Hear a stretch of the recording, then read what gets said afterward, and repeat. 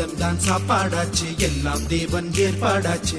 ஒரு நாள் நான் பாடாவிட்டால் மூச்சை அடைக்கும். எப்போதெல்லாம் சோகம் வரும் அப்போதெல்லாம் ராகம் வரும். கைக்குட்டை போலே வந்து கண்ணீர்